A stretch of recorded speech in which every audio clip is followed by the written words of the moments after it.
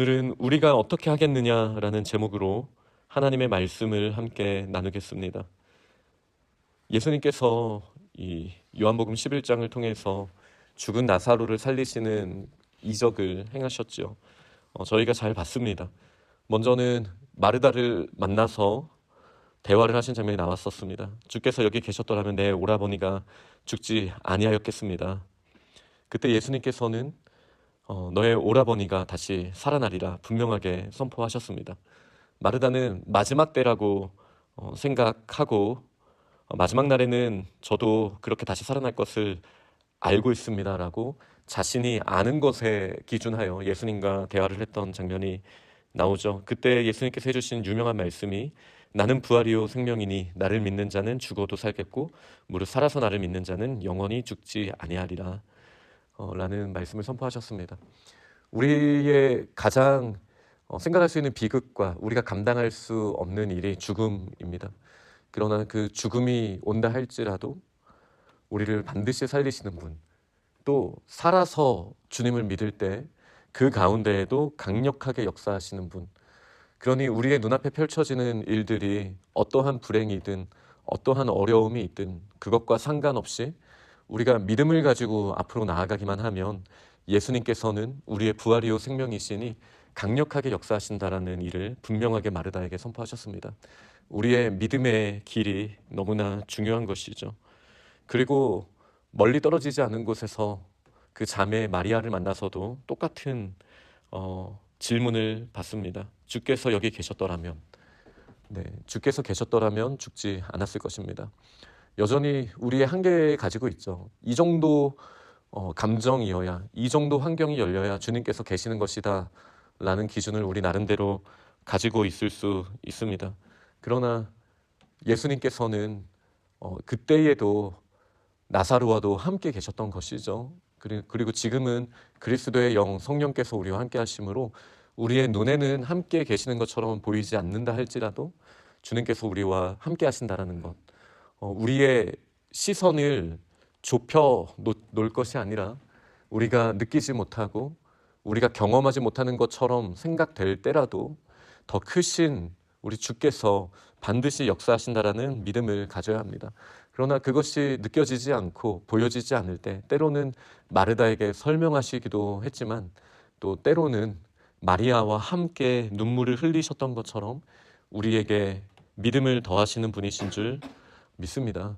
그리고 예수님께서는 나사로에게 나아가셔서 나사로야 나오라 말씀하셨고 죽음이 나사로를 묶어둘 수 없음을, 주의 사랑하는 자들을 묶어둘 수 없음을 분명하게 선포하신 장면이 오늘 본문 바로 앞까지 나왔던 내용입니다. 그리고 이 일을 통해서 많은 사람들이 예수님을 더 믿게 됩니다. 그러나 지난 주일에 봄이 오면 우리가 싫어하는 것도 세상 밖으로 같이 나오게 되는 것처럼 많은 사람이 믿은 만큼이나 그것을 불편해하고 그것으로 말미암아 예수님을 죽이고자 하는 사람들도 또 그 반대쪽 면으로 또 많이 일어나게 되었다. 이것이 또 성경의 맥락이지 않습니까? 그래서 대제사장들과 바리새인들이 공회를 모으고 이 사람이 많은 표적을 행하니 우리가 어떻게 해야겠느냐라는 화두를 던지게 됩니다. 그러면서 그대로 두면 모든 사람이 그를 믿을 것이다 라고 말하고 있습니다. 그것이 그들의 두려움이었습니다. 그러면서 다음과 같은 말을 하죠. 로마인들이 와서 우리 처소와 민족을 빼앗아 가리라 라고 이야기를 합니다. 여기서는 되게 중의적이에요. 그러니까 정치적인 말을 잘해야 되는 리더들이었잖아요. 겉보기에는 로마인들이 와서 우리의 땅과 민족을 빼앗아 가리라 라고 말하는 주권에 대한 이야기를 말하는 것처럼 보이지만 사실 이미 로마인들이 땅과 민족을 빼앗아 간 것은 어떻게 보면 정치적으로는 사실이죠. 단순히 그 정도를 이야기한 것은 아닙니다. 여기서 말하는 처소는 그들이 그 리더십을 가지고 있는 주류로서의 그들의 영향력을 끼치고 있는 그 자리까지도 사실 이야기하고 있는 겁니다. 지금은 종교인으로서의 역할을 이들 대제사장들과 바리새인들에게 로마가 인정해주고 맡긴 거나 마찬가지지만 그러나 만약에 이대로 놔두면 우리의 처소, 내가 발을 딛고 있는 곳, 내가 리더로서의 자리를 로마인들도 우리에게 계속 두지 않을 수도 있다라는 솔직한 표현이기도 합니다. 그리고 많은 민족들이 지금은 이 대제사장들과 바리새인들을 종교 지도자들로 인정하고 있지만 그들이 예수님을 믿으면 믿을수록 자신의 힘이 빠지게 된다라는 것을 그들은 알고 있었습니다. 그래서 민족도 빼앗길 수 있을 거라고 이야기하는 것이죠. 그러나 우리가 하나님을 제대로 믿는다라면 지금 우리가 기반이 된다라고 생각하는 땅, 그리고 나를 지지해 준다라고 생각하는 많은 사람들, 빼앗기는 자리, 나의 힘으로 움켜쥐고 있던 것들을 놓치는 자리에 우리는 나아갈 수도 있습니다. 아플 수도 있지만 때로는 자연스러운 것입니다. 왜냐하면 진정한 주인이 하나님이신데 우리는 그에 걸맞는 믿음의 삶을 살지 못해 왔습니다. 그리고 하나님의 주권을 인정하는 모든 과정 가운데 때로는 우리를 견고하게 뒷받침해 주던 그 처소를 잃어버리고 또 때로는 우리를 지지해 주는 수많은 사람들이 우리에게서부터 돌이키는 듯한 느낌을 받을 수도 있습니다. 그러나 그 또한 괜찮습니다. 왜죠? 하나님이 주인이 되시는 자리에 우리가 다시 튜닝하는 거라면, 다시 초점을 맞추는 거라면 때로는 불협화음이 나는 것 같이 보여지고 불편하고 아픈 것처럼 보여진다 할지라도 그것이 더 옳은 일이기 때문입니다. 하나님께 맞추는 것보다 우리에게 더 우선순위는 없습니다. 그리고 그 중에 한 사람, 대제사장인 가야바가 그들에게 너희는 아무것도 알지 못하는구나 라고 이야기를 합니다. 그리고 이것도 바로 앞에서 사람들이 말했던 것처럼 두 가지 의미를 가지고 있는 말을 하게 됩니다. 한 사람이 백성을 위하여 죽어서 온 민족이 망하지 않게 되는 것이 너희에게 유익한 줄을 생각하지 아니하는도다. 이때 사실 가야바가 말한 것의 의미는 예수를 죽여라입니다. 한 사람이 백성을 위해서 죽어야 한다. 너희는 알지 못하는구나. 죽여라. 이렇게 사실 이야기한 거예요. 그러나 다시요. 이 리더십들은 정치적인 사람들입니다. 피할 구멍도 만들어놔야 합니다. 이 말 자체가 예수님을 죽이자라는 말이지만 공적으로는 또 다르게 해석될 수도 있게 그렇게 이야기하고 있습니다. 지금 우리는 공회로 모여서 사람들이 이야기하고 있다는 것을 알아야 합니다. 그리고 이 이야기가 끝나자 이 리더들은 더더욱 예수님을 죽이려 했다라고 성경은 기록하고 있습니다. 그러면서도 이 표현이 가지고 있는 긍정적으로 봐야 되는 모습들이 있잖아요. 한 사람의 백성을 위하여 죽어서 온 민족이 망하지 않게 되는 정말 위대한 그 예수 그리스도의 대속에 대해서 고백하는 것처럼도 보여지는 것이죠. 여기서 우리는 하나님의 신비를 볼 수 있습니다. 가야바의 의도가 선했다라고 말할 수 없습니다. 그 누구도 이 가야바가 하나님의 나라의 편에서 선한 의도로 이런 말을 했다라고 생각할 수 없습니다. 그러나 하나님께서는 연약한 왕들을 통해서도 그들의 의도와 상관없이 선한 일을 이루어 가셨고 그리고 지금도 그렇게 역사하십니다. 가야바의 의도와 상관없이 그의 입술을 통해서 또 감추어진 비밀을 드러내셨습니다. 요한은 이것에 대해서 그가 대제사장, 그 해의 대제사장이었기 때문이었다라고 이야기를 합니다. 이 말씀이 가지고 있는 함의가 참 큰 것이죠. 우리는 우리 주변 사람들의 의도와 그 사람들의 백그라운드를 하나하나 분석하고 그들이 하는 말이 정말 하나님으로부터 온 말이구나 이렇게 판단하기도 하고 아니기도 하다라고 생각합니다.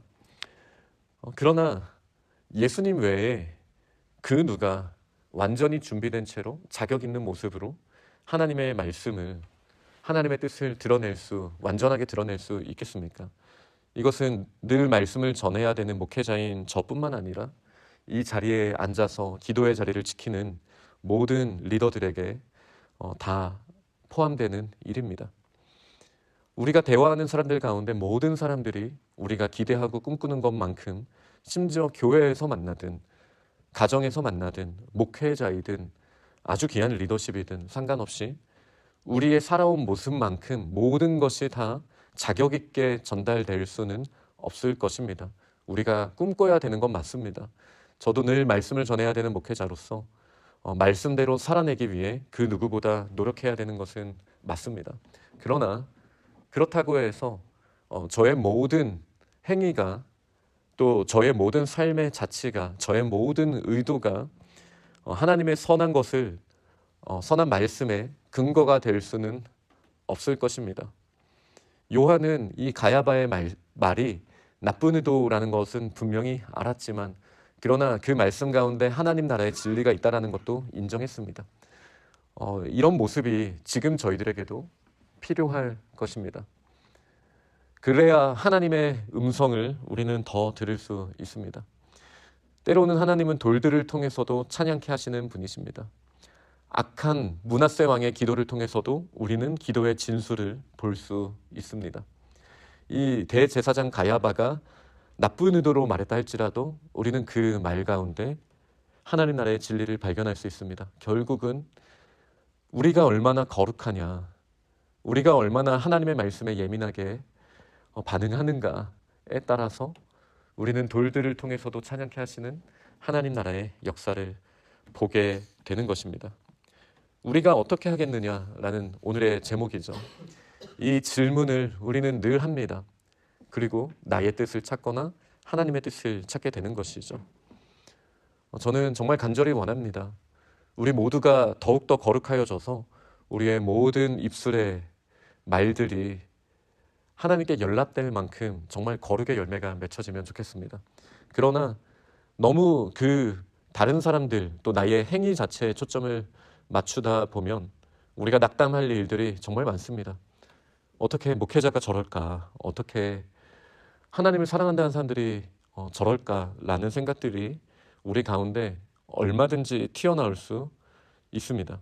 그러나 정말 우리가 거룩하게 하나님의 뜻을 구한다면 이 대제사장이 예수님을 사랑하지도 않고 나쁜 의도로 말했다 할지라도 하나님의 음성이 그 가운데 묻어있더라는 것을 요한이 발견했던 것처럼, 또 성령께서 그렇게 깨닫게 하셨던 것처럼 그 누구와 함께하는 삶을 산다 할지라도 우리가 정말 예수 그리스도를 믿는 그 자리에 나아간다라면 마치 마르다 마리아가 주께서 여기 계셨더라면 이라고 자기의 한계에 두었지만 그 가운데에도 여전히 예수님이 함께 계셨던 것을 나중에 나사로가 살아나고 나서 알았듯이 결국 중요한 건 그들의 믿음의 크기였다라는 것을 우리는 보게 되는 것이죠. 우리가 썩어서 냄새가 나는 것 같은 사람, 가야바의 그 입냄새와 함께 나타난 하나님의 나라의 진리의 말씀을 본다 할지라도 우리의 믿음의 크기가 있다라면 하나님의 강력한 말씀을 우리는 날마다 듣게 되는 것입니다.